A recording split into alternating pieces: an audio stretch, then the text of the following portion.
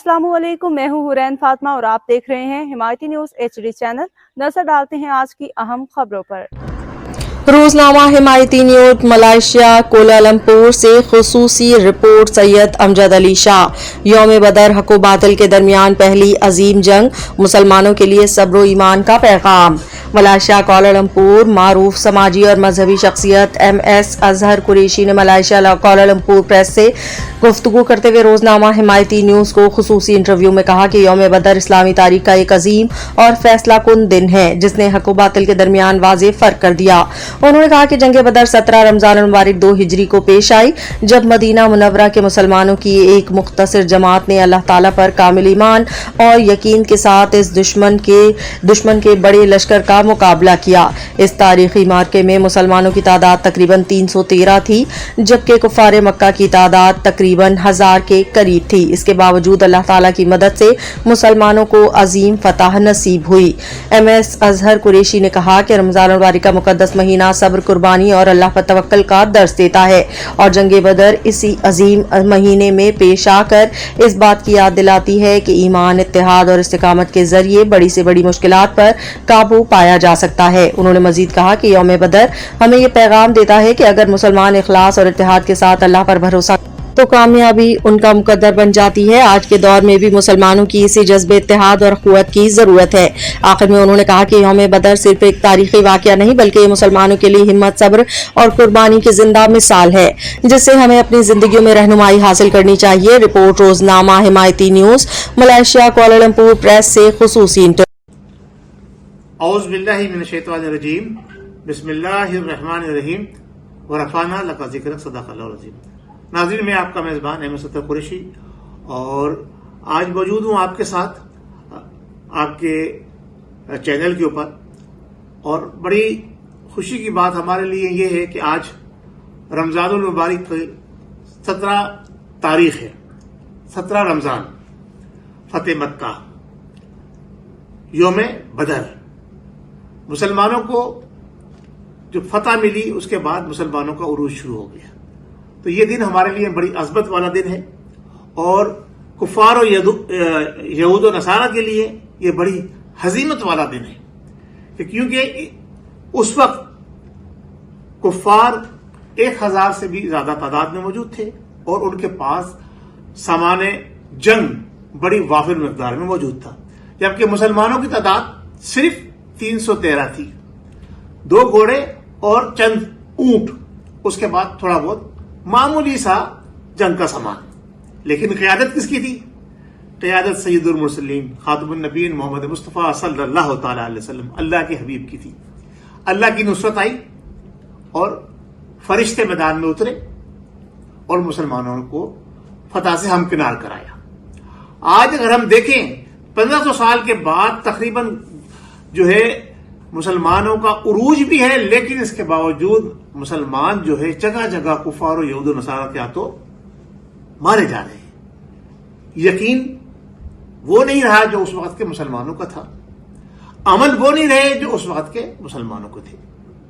तो हमें अपने अमल को दुरुस्त करना है, हमें अल्लाह पर यकीन पुख्ता करना है, अल्लाह ताला की नुसरत हमारे साथ उतरेगी। इसके साथ साथ ये दिन मेरे लिए एक और बड़ी अहमियत की का दिन है, क्योंकि मेरे कायद इमाम इनकलाब मुस्तफ़ी हाफिजुल कारी अशाह अहमद दुर्रानी सिद्दीकी रहमतुल्लाह अलैह, जो दोनों तरफ वालिदा की तरफ से भी और वालिद की तरफ से भी सिद्दीकी हैं, ये सिद्दीकी खून इस दुनिया के अंदर तशरीफ लेकर आए। 17 रमजान मुबारक आपका यौम पैदाइश, और आपने अपनी जिंदगी के अंदर जो कारनामे अंजाम दिए, अगर हम उस पर गौर करें, इस पर सोचें और उसको हम बार बार रिव्यू करें, तो हम ये समझते हैं कि हम अपनी जिंदगी का मकसद पा लेंगे।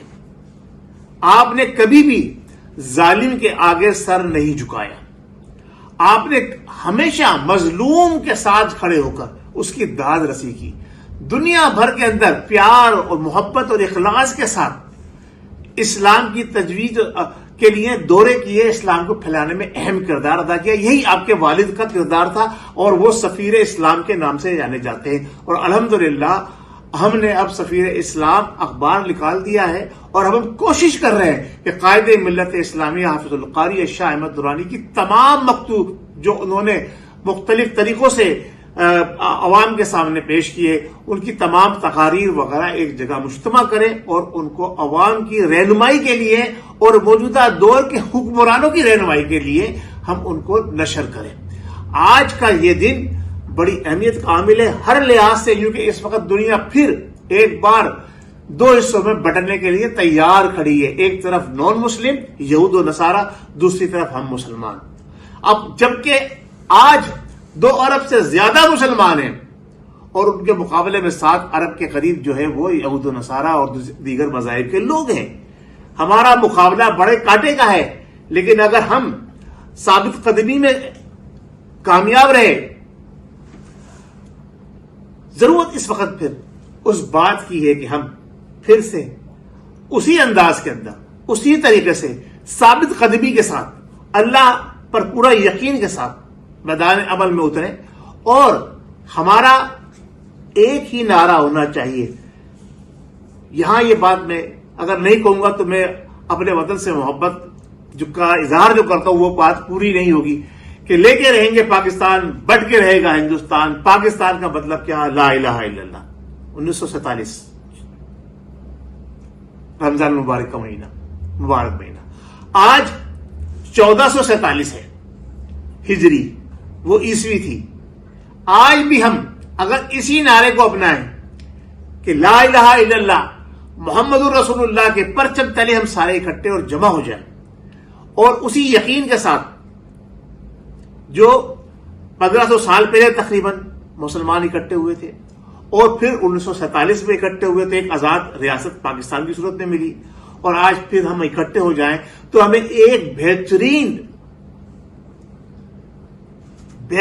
ترین قائدانہ صلاحیت والا جنرل جو اس وقت ملا ہوا ہے، جنرل عاصم منیر، اس کی قیادت میں اکٹھے ہو کر ہم عالم اسلام کی رہنمائی کر سکتے ہیں، یہود و نصارہ سے مقابلہ کر سکتے ہیں۔